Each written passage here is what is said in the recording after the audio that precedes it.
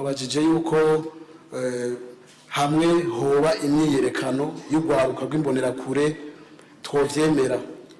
Icambere nagomba kumenyesha nuko abo babivuga jewe ntabonzi ko hariho kugwaruka rw'imbonerakure kurategekanya imyiyerekano kugira ngo rugondoze n'icyo umukuru w'igihugu yitoze mu matora y'ibihumbi 2020, ariko ico kibazo kimaze kwishurwa kenshi. Ndamaze kugira ico ndabivuze ko n'icyo umukuru w'igihugu yaramaze ubwiwe kugira ico ashikirije, mugabo kubijanye n'imyiyerekano ntaco twari bwashikirize.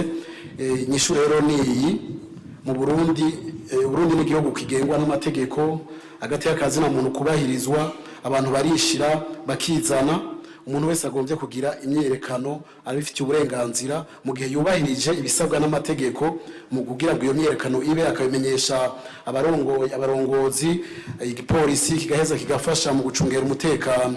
Twebwe ico twanka mu gihugu ni imigumuko. Nta munsi n'umwe umuntu yagombye kugira imyiyerekano yigeze avyangirwa, kiretse bamwe biyadukiza bagira imigumuko. Naye ahandi namwe ubwe nimashaka kugira imyiyerekano, ivyo musaba byose murafise uburenganzira. Kugwaruka rero ntavyo narinzi ko rutegekanya kugira iyo myiyerekano, ariko mu gihe goshaka kugira iyo myiyerekano n'uburenganzira bwabo. Nta muntu yobuza abantu kugira imyiyerekano. Inyishu niyo.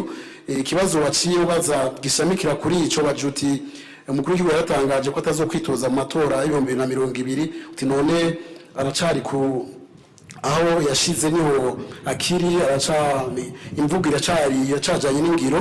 Ico nokumenyesha nuko ijya ngingo umukuru w'igihugu yashikirije abarundi n'amakungu nkuko yabitubariye, singingo yafashe wenyene, ingingo yafashe nkuko yabitubariye abanze kugisha inama Imana, yarahanuje Imana.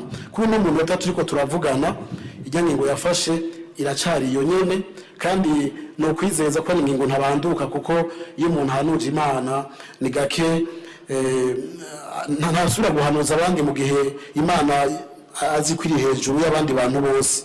Ico rero ndabanda kumenyesha nkamenyesha n'abandi nuko mu mwaka wa 2020 hatarenga mu kwezi k'umunani hazoba ibirori vy'agakura bizoba ikibiriraho ku maradiyo no kumbonesha kure, aho n'ibicubahiro Petero Nkurunziza umukuru w'igihugu azobisikanya n'ubuzoba yaratowe n'abarundi kugira ngo amusubirire. Murakoze.